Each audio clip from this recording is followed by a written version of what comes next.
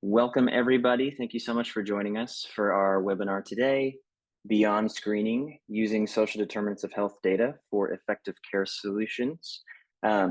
This is October 22nd. We're getting started right at the top of the hour, and we'll go for 75 minutes until 4:15 Eastern and 3:15 Central. Today's webinar is presented by the National Healthcare for the Homeless Council in partnership with the Health Information Technology Evaluation and Quality Center, or HITEQ. And so both agencies are very excited to get into our content today and have a good discussion with you all. So appreciate you all joining us.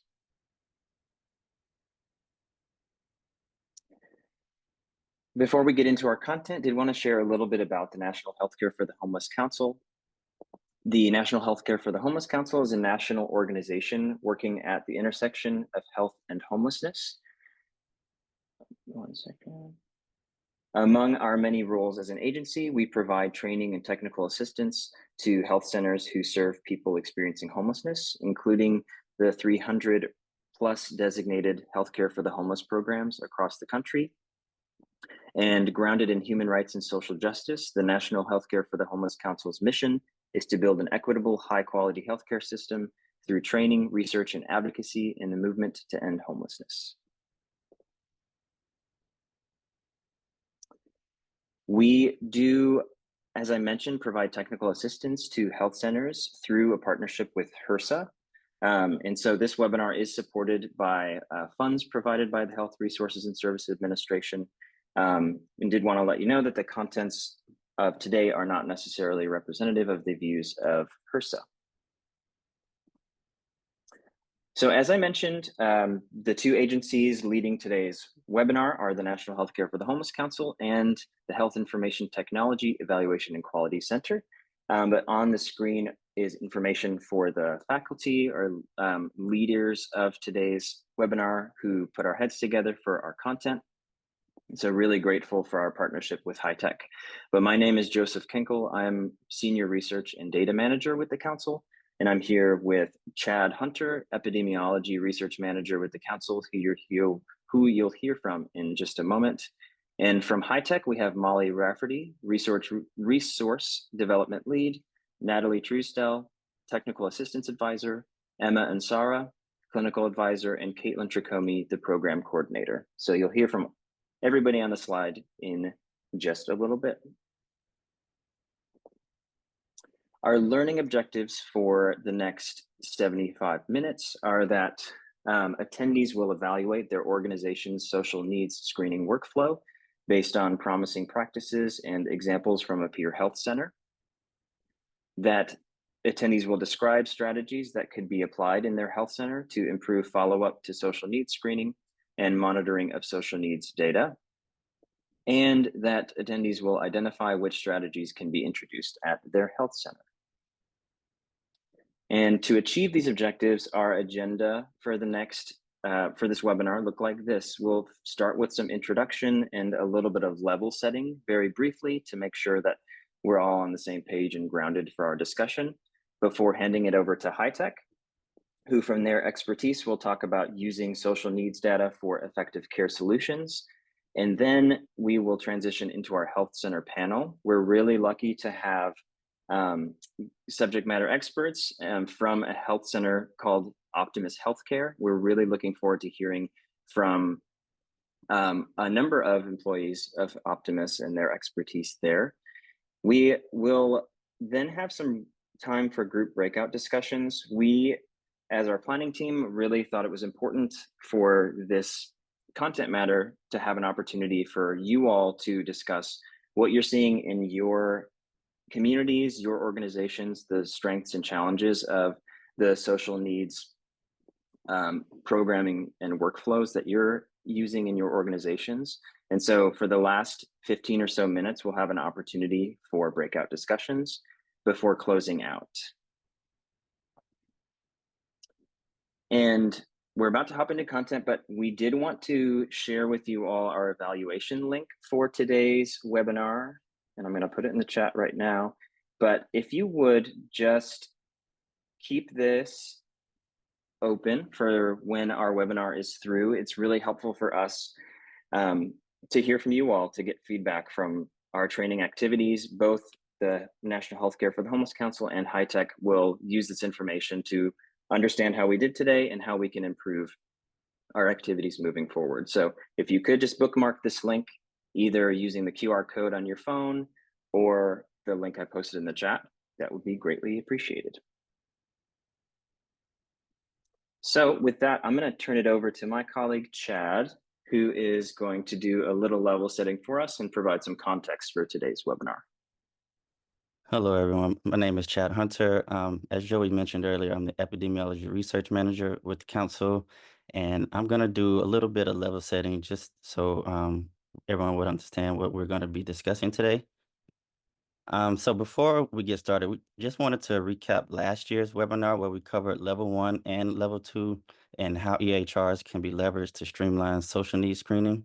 That presentation was done back in February of this year.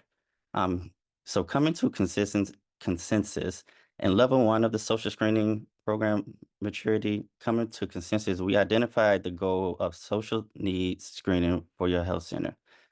The need to secure leadership buy-in through highlighting financial incentives or doing a pilot, along with promoting staff buy-in by using health IT tools to reduce staff burden, starting small and sharing success stories.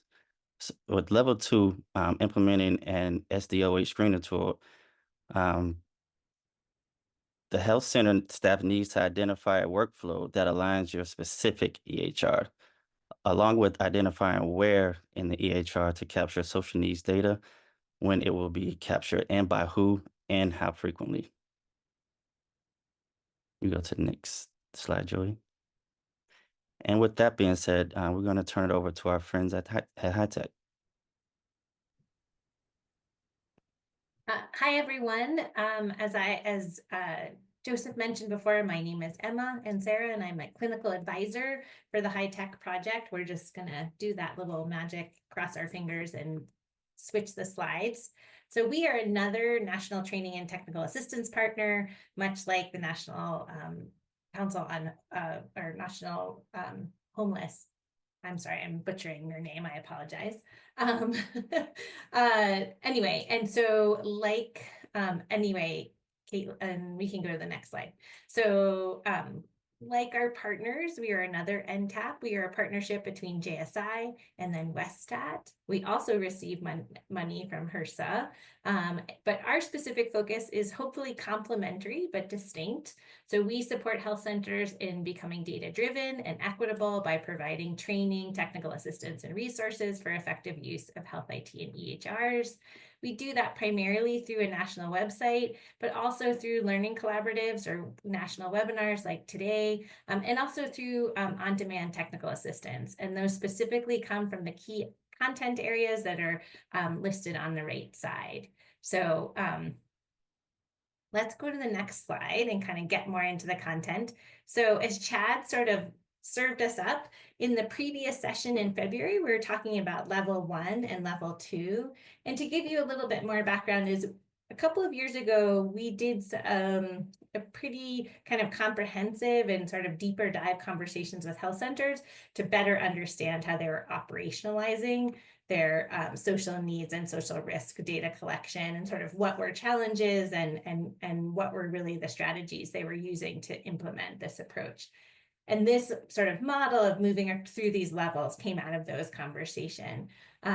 Today, we're going to move, as Chad suggested, we're moving past level 1 and level 2 to really thinking about responding to screening. So responding for patients, particular needs, and then also thinking about how this data might be mobilized to support work sort of outside and beyond the 4 walls of the health center. We can go to the next slide. So Chad said this is the background. We'll go to the next slide. I really appreciate this because I'm pretty much up to the end of I'll be up to the end of my time. So I appreciate Chad filling in some of that background. What we tried to do is really update some of those conversations that we had a couple of years ago and sort of think about where people are now from when our conversations with them, work that we're doing in other areas. And this really kind of falls into sort of 3 buckets. Really thinking about what opportunities are available to health centers, to teams to respond to patient needs, and suggesting not only sort of one response, but maybe 2 kinds of buckets of responses. Really thinking about the opportunity to shift communication for social risk and social need to the team. So making that less of a burden that's placed upon patients or clients and their families, but more something that the team takes on responsibility for communicating to one another. And then, as I mentioned before, sort of thinking about the opportunities for, and really in this last bucket, just amplifying and sort of sharing some examples from other healthcare, from other federally qualified health centers and sort of what they're doing, and hope that kind of sparks a little inspiration. We can go to that next slide. And so, as I mentioned before, there's sort of 2 buckets or 2 ways in which we can respond to social risk and social needs. And this first circle, this red circle, which talks about assistance, is really what is most common, and we really see and hear most health centers putting the bulk of their energy and attention to. And that is really saying, well, we in working with this patient and in consistently collecting this information from all patients, we've learned that this individual patient has is limited in terms of transportation and accessing transportation to get to not only appointments, but maybe to get to school, a meeting with their children's teachers, whatever it may be. Or, they're in an insecure housing situation, or their food sources are, vary through the month. And then really thinking about what opportunities are there within the health center or the healthcare for the homeless site to kind of respond to those needs, and making that connection to services. And quite often it's to community-based organizations or services. This second bucket is called adjustment, and that's really what we're going to spend a little bit more time talking about today. And it's really thinking consistently about what opportunities are there to adjust a patient's care plan, sort of the recommendations that the medical team and that the healthcare team as a group are making for a patient, and really thinking about how to do that in consistent ways. And then we're going to surface some examples of ways that we can use technology to do that. So these buckets fall within this larger framework that's promoted by the National Academies of Sciences. So this 2019 report talks about the kind of 5 A's of social care integration. And these are recommendations for responding to sort of social needs and social risk, not only within the healthcare sector, but sort of inclusive of the healthcare sector. And so the top is really this adjustment and assistance are ways that healthcare organizations can choose to respond. And then this sort of alignment and advocacy in this framework are seen as more the kind of purview of community-based organizations. And then across all of these domains or sectors is the opportunity to kind of raise awareness about what are the true realities of people's lived experience. Next slide. So as I mentioned before, assistance is really the work which most healthcare organizations are kind of choosing to pursue as their response to identifying patient social risk or social need. And I really look forward actually to hearing, later on in this presentation, to hear from Optimus and staff there about how they're doing this. Another sort of way to think about this is that, again, as I said before, at HITEQ, we try to surface sort of technology and data. So sometimes we also hear about, organization using risk stratification data, incorporating social risk and social needs data into risk stratification, and then that information contributing to that decision about who are the patients or families that really receive the more intensive support for connection to community-based services. So those are all kind of following within that domain of assistance. And again, really want to recognize and really commend the sort of very heavy lift, because we're forging, we see and really hear about lots of kind of relationships and communication and technology and effort and time on behalf of both teams and patients and families to try to kind of make these, really significant and important contributions. But as I mentioned before, so we'll go to the next one, Caitlin, is that this area of adjustment, which is really thinking about how can clinical practice be changed to accommodate or sort of take into consideration the lived experience of what, that patients are experiencing, is really this sort of area in which I think, as someone who's worked in federally qualified health centers for just about all of my career, I generally feel like this is work that health centers have been doing for a long time. And I think the question is whether they're doing that in a consistent manner for all patients as best they can, and or utilizing the tools that are available to kind of elevate that across the team. But I think this is an area which intuitively people feel like really makes sense. And so really, in the next couple of slides, we're hoping to surface some examples of how specifically this might happen and some tools that can support it happening in a consistent manner. So next slide. So just to get more specific, so adjustment activities in response to social need or social risk may include changes around prescribing. So this could include, helping folks to understand and know about kind of what dosing regimens are available, what format, pill packs or otherwise that could come, having 2 prescriptions if you live in two different settings, or prescriptions, at work and at home, at school and at home. Really thinking about connecting folks who may have transportation limitations to mail order prescriptions, but also things like thinking about the pacing and sort of type of visit if people are limited in terms of transportation, as I mentioned before, thinking about, when to organize visits. Maybe a telehealth visit would be something that would make more sense. I worked for many, many years at a health center in northern Maine. And so we certainly considered, especially for older adult patients, whether or not they would want to do a telehealth encounter as opposed to driving to come into the clinic when there could be the risk of bad weather. But certainly those are considerations if someone is reliant on a family member or friends for transportation as well. Thinking about prescribing choices and whether someone has continual access to refrigeration or whether they're kind of out of the elements, and thinking about prescribing. And even if that's not going to change your prescription choice, you might make recommendations to patients about if they're kind of out and more exposed to the elements, how do they keep those medications safe and protected so that they can remain, active and help them to control whatever chronic conditions they're taking medications for, and really thinking about kind of if someone's, food availability really varies over the course of the month or the quarter or seasonally, thinking again about adjusting medications or, giving more specific directions that will help people to adjust as needed for those differing amounts. So again, all just sort of concrete examples of specific adjustment activities.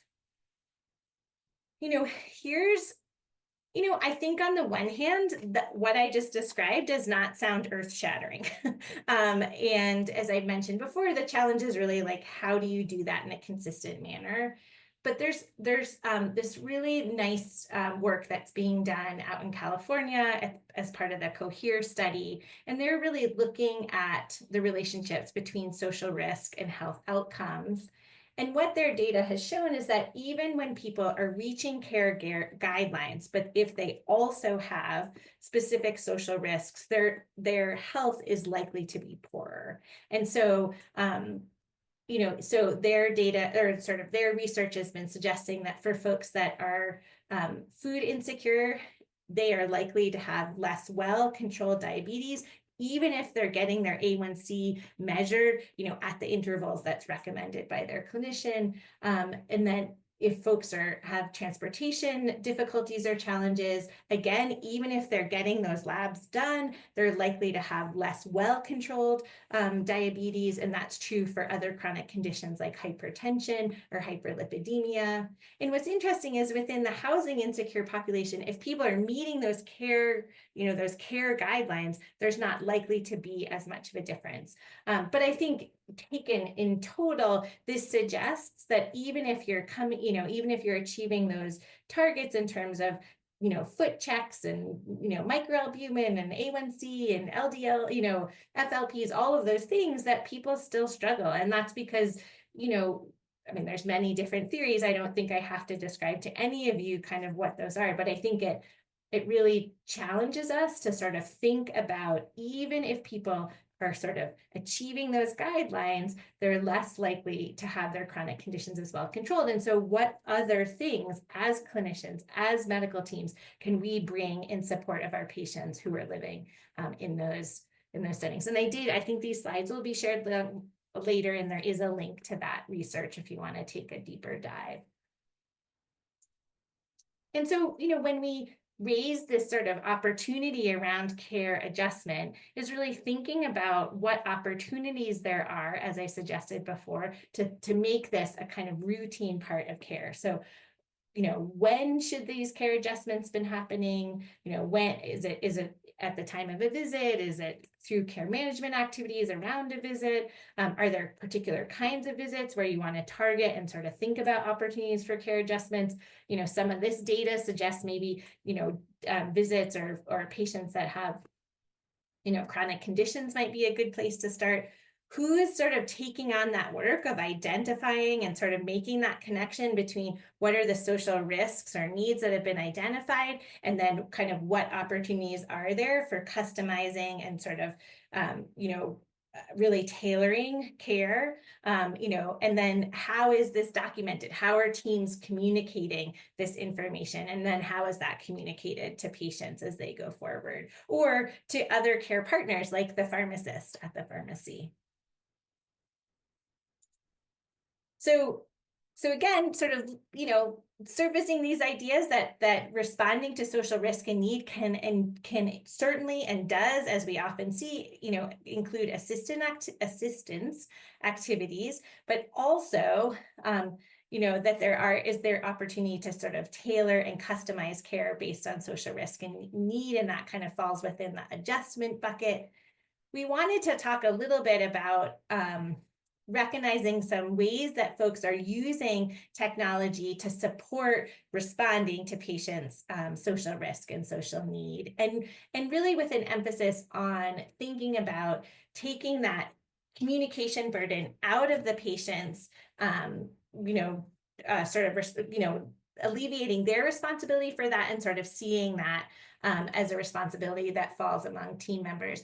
And part of that's done, it's really driven by this idea, some people might refer to this as sort of a trauma-informed strategy or response, but I have been most sort of moved and inspired in sort of thinking creatively in this space by work that's done by Monica Peaks and a team out of the University of Chicago, who really talk and make the point that sometimes these questions, that often are very, routinely a part of social risk and social needs screening, can be questions that surface feelings of shame for people, and that they may be less reluctant to want to repeat this information over and over again. And that's not just true for sort of social risk and social needs screening. It certainly can be true if we're asking, questions that are related to behavioral health needs or sexual, screening of sexually transmitted infections, right? We want to sort of think about how our technology can help our communication and not require patients to be repeating, what information that might feel like it should be more private. And so these next examples, I hope, are just, can help you to kind of get the wheels turning and think a little bit about, in that response, what technology options may be available to you. This first area is really thinking about real-time care gap reporting. So we've really seen in the last couple of years that there are multiple tools and the platforms or EHR enhancers that are commonly used by many healthcare teams at health centers and healthcare for the homeless sites, that they certainly serve the purpose of kind of indicating if someone needs to have social risk or social needs screening done. But additionally, if that care gap does not present, or it says that it's been completed, that is a good time for team members to kind of explore and utilize that. We've talked with site that uses ECW and is really training around jelly beans and sort of embedding jelly beans within the display of a visit, and to link out to information through Find Help for social needs. So again, just trying to link social needs information at the time of a visit. And then again, we hear people using care gap reports, and looking for those not only when that screening is due, but when that screening's been completed, as a reminder to explore. And I think it's not so much, some of the ECW jelly beans and embedding that, in the banner or on the page at the time of the visit, certainly isn't changed, but the orientation in the care gaps is really around training and utilizing that information in a different way. Another example that we've heard is that people are pre-programming order sets that are linked to ICD-10 codes that have and contain information about social risk referrals. This is facilitated sort of internal and handoffs or warm handoffs to other staff at the time of a visit, and additionally has been used to facilitate printing out information for patients when they're leaving an encounter or a visit, and they can certainly be shared and communicated through email or text if that's appropriate and something you have the functionality for. So imagine that, when the problem list has a Z code and then an order set is launched, and again, that is being used to facilitate sort of connecting people with care management or care coordination, and or also as actual repository of information about specific community-based resources. And then lastly, we've seen incorporation of pharmacy benefits at the time of prescribing. And this is, as I mentioned before, an opportunity for tailoring care. There's a link to a really nice podcast on this topic that comes out of the Siren Network at UCSF. And the person who was presenting there, the clinical pharmacist, and I apologize because I forget their name, but was really suggesting that, separate from, socioeconomic status, that cost for prescriptions is something that is, really weighs on people's minds at the time of prescribing. And generally finding that incorporating pharmacy benefits at the time of prescribing is a way to kind of tackle and take on that specific concern that folks have, and may be a sort of real-time response to social risk and social need. And so it's actually an intervention that potentially could really benefit people that are acknowledging they have social risk or social need, but also is likely to benefit patients who may not be endorsing those specific needs on a prepared screener in advance of a visit.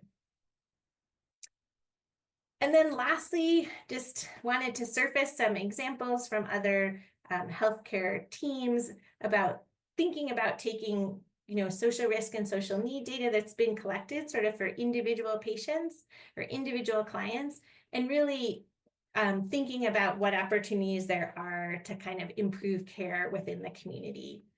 The first example is from Community Cares in Texas. So they really are pushing portal enrollment for patients as an opportunity to increase access, especially for patients that may have limited transportation or difficulty in actually, coming to a visit in person.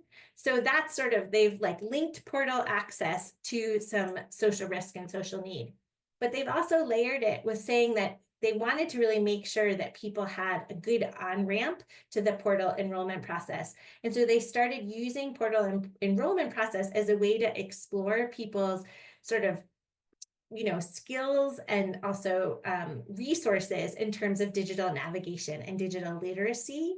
And then they're doing that as a part of a larger social needs screening at the time of the portal enrollment. And so they've really seen portal enrollment as a strategy to increase access. And then given that they're having one-on-one and FaceTime, they've trained those folks who are doing that portal enrollment to really think about a broader social risk assessment. And so in addition to that, they've created quarterly opportunities to connect with community-based partners and asking those in those quarterly meetings to have a good back and forth with community-based partners about what patients' needs are, and then hearing also from those community-based partners about what may be problematic about their referral process. So there are kind of multiple aspects of this portal enrollment and social risk, but it is it's a really lovely model. And I actually hope that later on this year at HITEQ, we're going to have a deeper dive conversation. So stay tuned for that. And then the next example is that there's a federally qualified health center in Palm Beach who used Tableau. So they used Tableau to map their prepare results by zip code. And so you can see this map. And what their data showed is that the patients or clients that had the greatest social risk and social need were really they had a more geographical concentration within 2 specific zip codes. And this information really helped them to guide where they were thinking about expanding some mobile health services. So this information really was a significant driver in helping them think about where they were going to position their mobile health services. But this was also information that they shared out with community-based partners to inform them and their own planning about, expansion and delivery of their own services. And again, if you want more information, there's a link to another HITEQ resource. So again, these are just 2 examples of sort of creative and I hope certainly inspiring for me, ways that health centers are really thinking about using that social risk data, that sort of, aggregating that data and then using it to drive sort of relationships with community-based partners, and then also the sort of future expansion of services. So again, we really look forward to this we're going to have a really great and robust panel. Then we're going to move out to breakouts. We really look forward to hearing about sort of where you are on this continuum and sort of what you're looking forward to.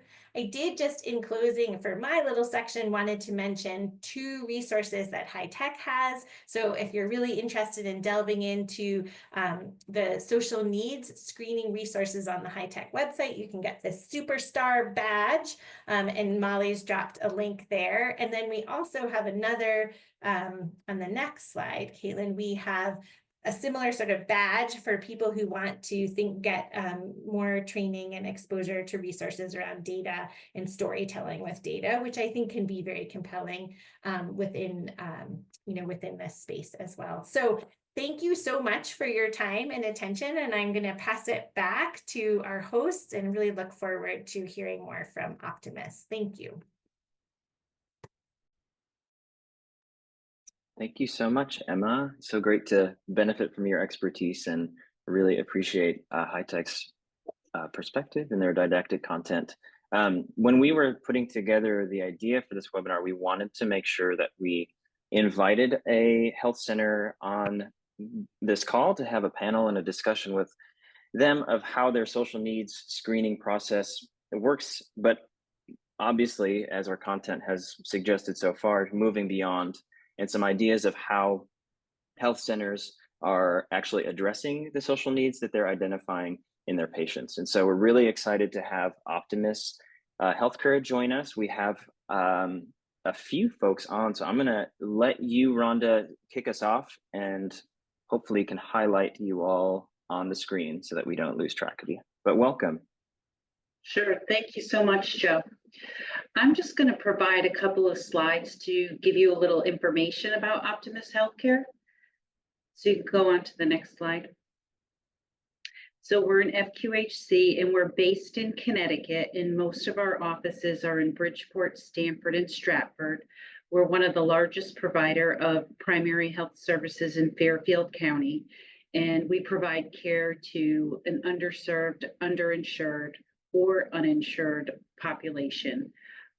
We have comprehensive primary and preventive care, medical, dental, OBGYN, podiatry, behavioral health, and we also have acupuncture and chiropractic medicine. And last year we had over 40,000 visits, and we're funded by CMS as well as a number of grants.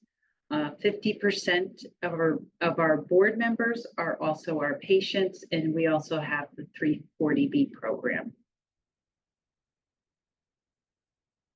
And then we are also a patient-centered medical home. So, you know, our goal is to provide coordinated, comprehensive, patient-centered, accessible care. You know, letting our patients know that there's access 24/7. There's always a clinician on call.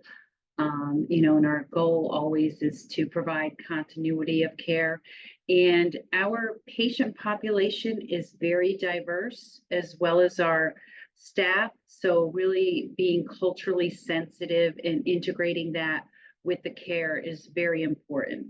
In fact, today, right before this, I was facilitating our patient family advisory council. So we really focus on our patients and try to put them at the center of everything we do.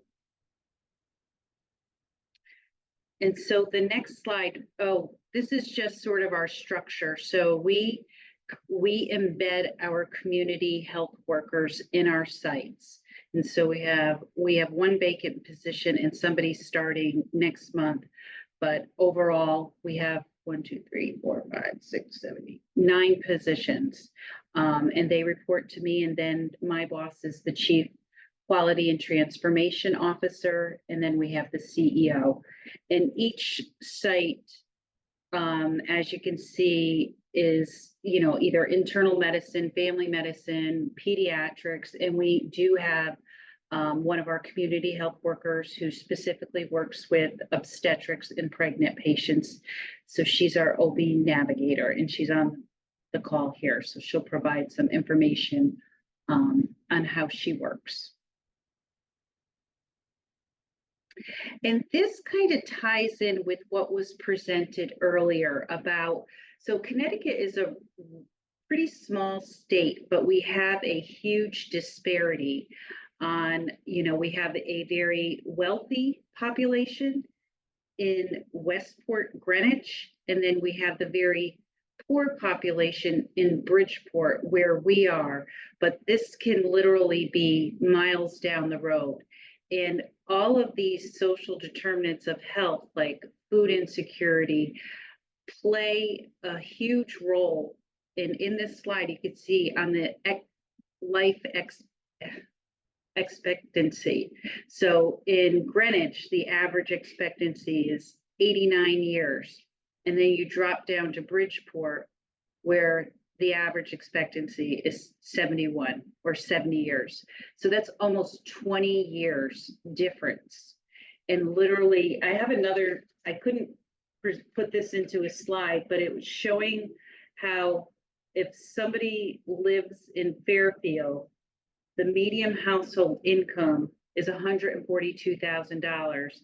And literally, it could be 3 to 4 miles down the road where the median income is $31,000 a year. And how that translates and impacts the overall health of these individuals is tremendous. And so now I'm going to turn it over to the community health workers who can really give you the hands-on information of how they address the social determinants of health day in and day out. And I don't know if Liza or Sasha want to start off.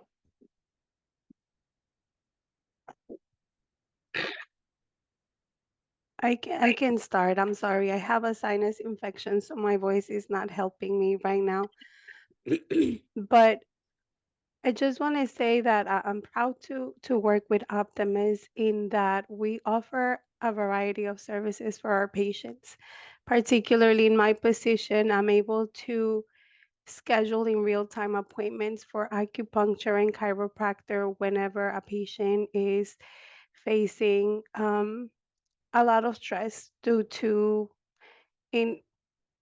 facing hunger, uncertainty, and that gives me a little bit of a bridge until we're able to get her to behavioral health.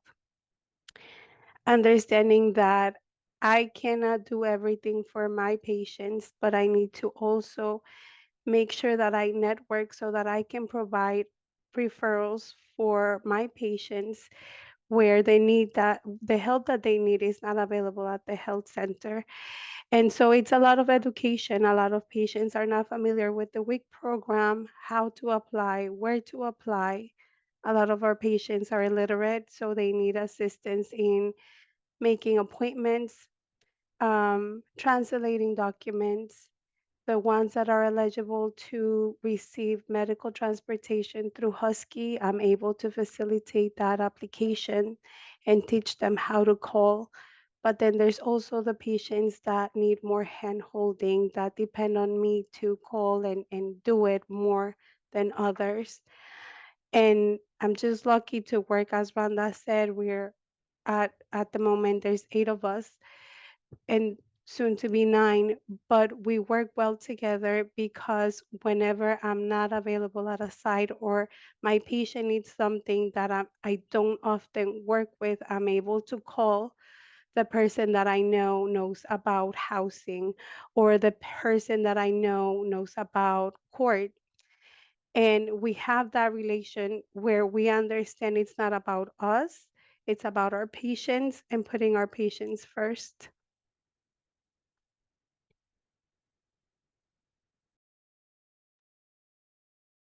I'll take over from where Liza left off.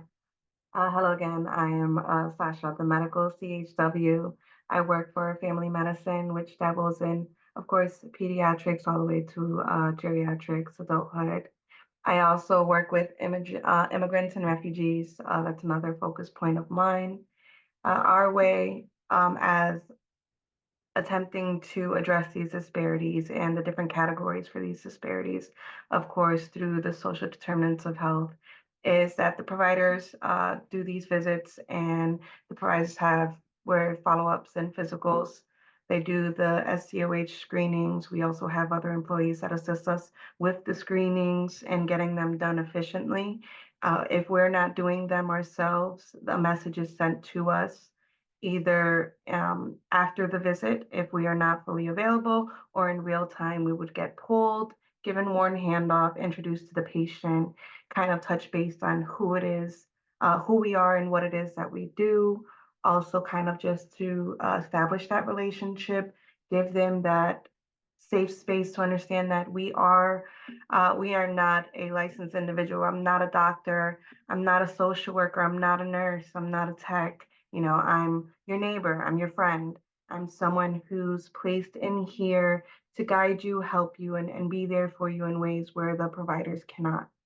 And these disparities are shared with us, whether it be, as mentioned before, transportation, food disparities, whether it be court issues at home that stress them out in a way where they can't focus on their medical issues or get the exact medical treatment that they need, and so forth, and kind of tying it into, all right, well, I know the bigger picture is your health. However, in order to get there, we need to tackle these little fires in order to get you where you need to get to be the best that you can and get the health that you get to the health point that you need to get to. No situation, of course, is the same. Every situation is different. So there's not one cookie cutter way to assist or to guide a patient. Of course, every patient is different. So sometimes, as mentioned before, there's a little hand holding needed to be done, or a little bit of guidance, or my favorite, a little bit of advocacy, because yes, we all have a voice, but some people are not comfortable using that voice or unaware on how to use their voice. They know that they have one and they know that they have a lot to say, but they don't know the channels in order to get what they want to say heard. And that's very important, especially dealing with, you know, voicing and educating on getting them in the path that they need to get to.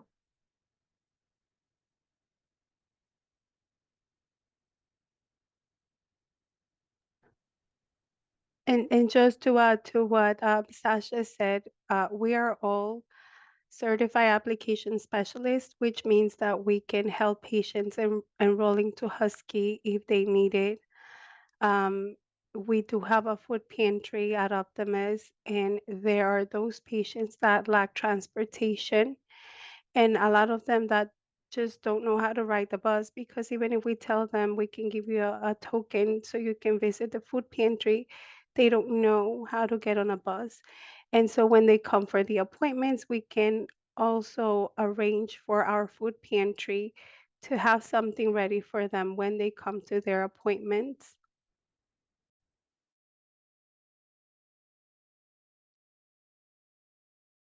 Thank you so much, Liza and Sasha and Rhonda, for your overview. Rhonda, did you have something to add? I was just looking at the question in the chat. How many CHWs does Optimus have? So we have 9 positions. One is vacant. I'm currently recruiting, and we have a new community health worker starting in a couple of weeks. And how many patients do they serve? So I do productivity reports that I get through our EHR EPIC. And I would say the community health workers document what is called patient outreach encounters. And I would say they average each approximately 100 patient outreach encounters. They touch a lot of patients, and obviously, like Sasha said, no patient is the same. So they may have numerous outreach encounters with certain patients and only one with others. They really base it on the need of the patient. And just to add the Terry on top, and if we work with an individual, we work with a patient, and we establish. Sasha, I can't hear you that well. If we work with a patient, or we have tackled an issue, and say a year down the line or so forth, that same issue comes up, it doesn't necessarily mean that we're not going to assist the patient and we're not going to guide them. It just documents where we are, what we've completed, and if we need to circle back, we can. So there's another question about how many SDOH assessments do they complete a year? I don't have the answer to that question. And Sasha alluded to it. What is supposed to happen is that the medical assistant starts the process, asking some of the questions. And if they come up positive, that then gets a referral to the community health worker. We are looking at this process.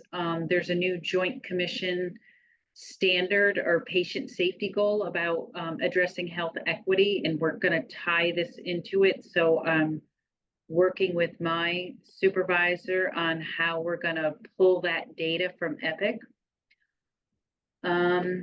There's another question in here. How do patients start working with a CHW at Optimus? I'm a CHW at an FQHC in Oregon, and we currently work through broad referral criteria. Providers simply need to identify a social need. We're now considering a screening tool to help standardize referrals,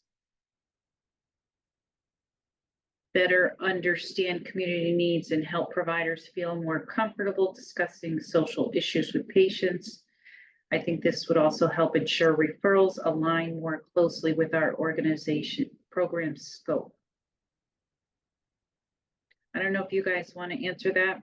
Yes, to go back on the social drivers of health, what we do when we have patients in the office, we will check the social drivers of health questionnaire. If it's not completed, we'll go over it with the patient. What we're targeting on doing and on the medical side is getting the community health workers to meet with the new patients for physicals, or new patients to do the social determinants of health. What I do with the pregnant patients is I go over the schedule and I try to get the newly pregnant patients. What I do is I make sure that they either have the husky, or make sure that I either schedule an appointment with our financial counselors. And if it's close to the end of the month where they may not get retroactive, then I can go ahead and do the application with them. As far as referrals, yes, providers do send referrals when they meet with patients and they feel that there's a hardship whether it be food insecurity, domestic violence. But again, I can't speak for anyone else because my role is a little different. And when I meet with my patients and I advise them about the different organizations that I work with, it opens up conversations that lead me to not necessarily asking the social determinants of health questionnaire, but because of the referrals that I'm doing, it leads to, oh, well, I suffer from depression or I have insomnia and other things that may come about. So it's not just referral by providers. Sometimes we will reach out to the patients that are new on the organization. Yeah, and we also have some several behavioral health community health workers that don't report to me. We got a big grant, and I think they have 5 community health workers, and their responsibilities is to meet every new patient and physical exam and go over some screenings, behavioral health screenings. And if they pick up on issues that they think would be an appropriate referral to the medical community health worker, they kind of work collaboratively to address that. Well, for me personally, I get referrals all across the board. I get them from the providers, I get them from the front desk registrar, I get them from care coordination, I get them from the financial advisors and so forth. I also get them sometimes from other organizations that can't meet the needs. And then we transfer the patient to our organization and then try to approach each need as we see fit or as we can. I know that a lot of things happen in real time, as we mentioned before. So even if it's just an acute visit, the person's sick, and then they mention, we've been sick for over a week and a half, but we haven't been able to come in for so forth. And, we're pulled in live time, given the warrant handoff and addressing that as well. And then kind of touching in down the line to see, all right, well, if this was an issue, are there any other issues that we need to attack or approach?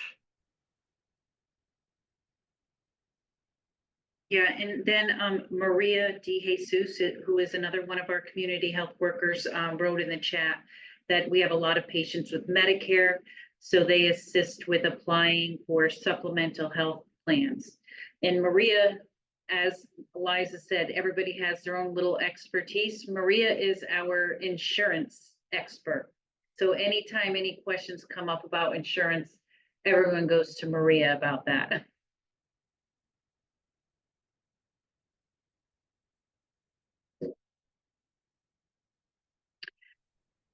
We have a couple more minutes for audience questions. I'm trying to go through the chat to see if we missed any.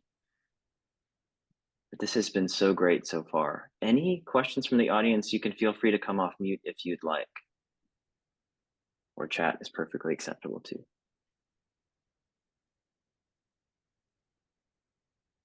And Sasha didn't talk much about the refugee program, but that is a huge program that she has really expanded and enhanced, and it's a growing population, which I don't know if other organizations are finding that. And she really has created workflows that make the process efficient. And she's worked really closely with the other organizations. It's called SERI in our area, and also there's another one that's in Greenwich, Jewish Family Services. So the relationship that she has with those organizations has been really instrumental in meeting the needs of these patients and really creating a great relationship with these other organizations. We also work with Iris in New Haven. They work closely with the Bridgeport office.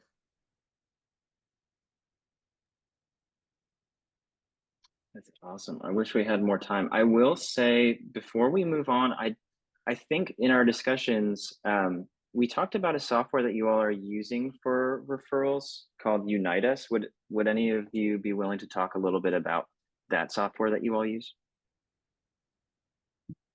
So we have a community health worker group that have very good connections to the community.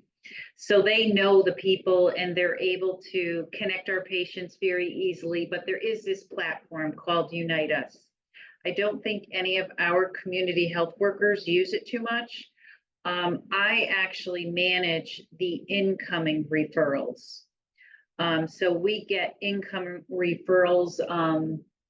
You know, it could be anywhere from patients who need to establish primary care.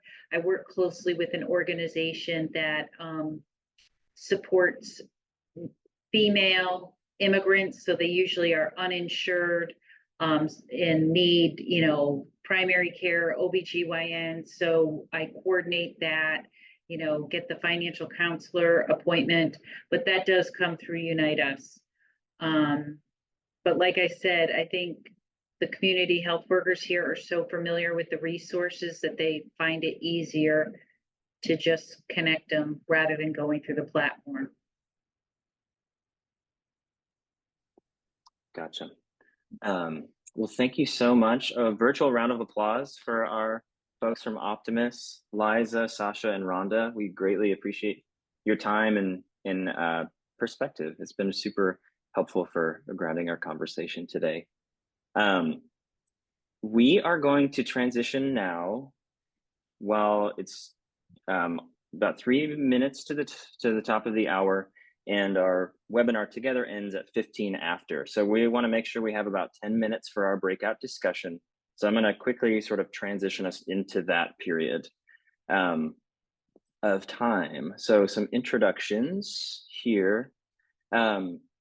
So again, the purpose of these breakouts is to just make sure that we have an opportunity to hear from everybody. This is a topic that we know there are a lot of challenges that we'd love to hear about, as well as successes that you're seeing in your health centers. So we're going to have 6 rooms that open up, moderated by one person from each of our organizations, National Healthcare for the Homeless Council and HITEQ. And so you'll automatically be sorted into one just momentarily. We'll have some prompted discussion about screening for and addressing social needs. So about our conversation today, an opportunity to reflect. We will be prompted. We hope it'll be pretty informal, though, that we have an opportunity to discuss with you all.